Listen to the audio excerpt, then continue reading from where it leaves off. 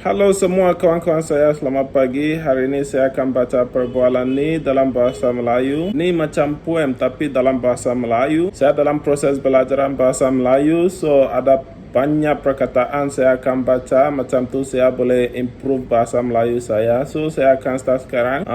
Yang pertama, Assalamualaikum Puan Asma dan Encik Omar. Kami sudah dapat penderma jantung. Kedua untuk Nur Nadia. Bacaan ayat-ayat suci yang terlalu dari tadi kini sudah terhenti bila mendengar berita yang tidak disangka-sangka itu. Assalamualaikum, ya Allah, syukur alhamdulillah, doktor, syukur alhamdulillah. Puan Asma menadakan tengah lalu menggamingkan air mata yang mengalir semenjak seminggu yang lalu kini mengalir dengan rasa kesyukuran. Dahi Nadia dikucup lembut. Tubuh itu masih kaku, namun Puan Asma mengharapkan agar ada sinar baru untuk anak mereka.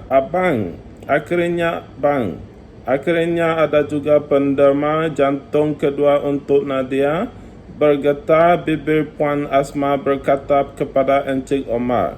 Encik Omar pula sudah tidak terkata lagi. Dia terlalu mengharapkan semua ini berlaku. Dan Allah memabulkan dua-dua mereka selama ini.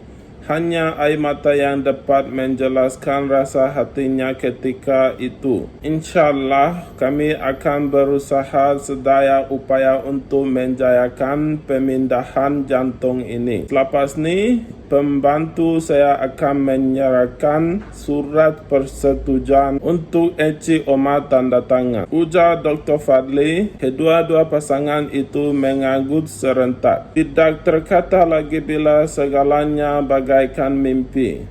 Malah mereka berharap semoga pembedahan kali ini boleh menghentikan penderitaan yang ditanggung oleh Nadia selama ini. Ketika berusia 10 tahun, Nadia telah disahkan mengidap miokarditis atau lebih dikenali sebagai keradangan otot jantung.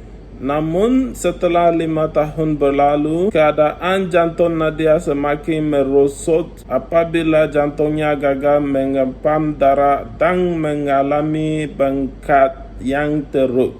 Maka pemindahan jantung adalah satu-satunya cara untuk menyelamatkan Nadia. Apabila ada keluarga penderma pertama menampilkan diri, nasib pula yang tidak menyebelahi Nadia kerana jantung si penderma tidak sesuai dengan badan Nadia. Dan waktu itu Nadia terpaksa menggunakan jantung mekanikal yang hanya mampu bertahan selama 2 tahun sementara menunggu penderma jantung yang seterusnya. Sepanjang menanti kemunculan penderma kedua, keadaan Nadia semakin lemah. Puan Asma dan Encik Omar merasakan seperti tidak ada harapan buat Nadia.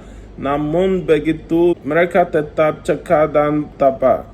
Apa yang mampu mereka lakukan waktu itu adalah berdoa agar keajaiban berlaku kerana segala usaha sudah dilakukan untuk menyembuhkan Nadia. Doktor, boleh saya tahu siapa penderma untuk anak saya? Tanya Encik Omar ingin tahu. Sekurang-kurangnya dia ingin mengucapkan ribuan terima kasih kepada keluarga si penderma kerana sudi mendermakan jantung anak mereka sebelum pembedahan itu. Kerana dia tahu penderma jantung bukan daripada penderma yang masih hidup. Pasti penderma itu sudah meninggal dunia. Seperti yang sedia maklum, penderma adalah daripada kalangan penderma kadaverik.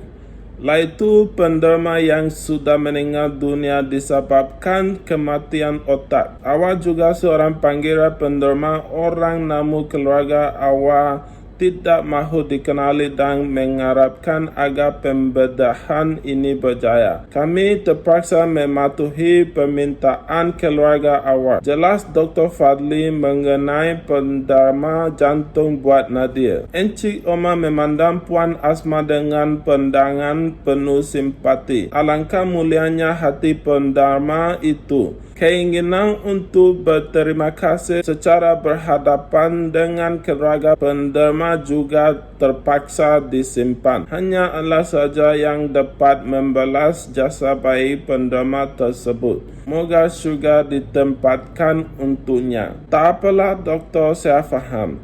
Tapi kalau doktor jumpa dengan keluarga awal, sampaikan salam taksiah dan juga terima kasih kerana mengizinkan awak mendemarkan jantung untuk anak saya. InsyaAllah saya akan cuba sampaikan. Ketika pembedahan berlangsung, Puan Asma tidak senang duduk. Hati sudah rasa gelis lagi-lagi bila melihat jururawat masuk dan keluar dari bilik pembedahan. Tidak diketahui berapa lama pembedahan berlangsung.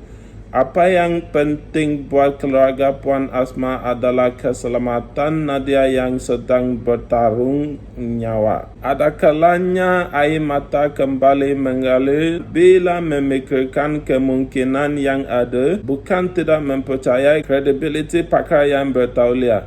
Cuma semua ini terletak di tangan Tuhan. Mereka sekeluarga cuba sedaya upaya untuk tidak terlalu mengarap kerana takut mereka tidak akan dapat menerima kenyataan jika sesuatu yang tidak diingini berlaku. Namun di sebalik satu sudut, ada hati yang turut sama menderita. Hatinya hanya mampu merelakan dalam keterpaksaan. Mungkin ini tadi yang Allah caturkan untuknya. Nur Nadia Omar, nama yang akan sentiasa tersama dalam mindanya kerana sesuatu yang menjadi milik Nadia kini adalah sesuatu yang sangat berharga padanya. 10 tahun kemudian. Tidak suka bila Nashanda Najwan memarahi Nadia. Walaupun kini Nadia lebih ceria berbanding dulu, namun tetap dia risau jika Nadia berkecil hati. Nadia akhirnya tersenyum bila Puan Asma membela dirinya. Senyuman puas dipamerkan ke arah si abang. Sukalah tu, nanti lepas solat asar, Along nak dengar perkembangan, nak dengar Naufal.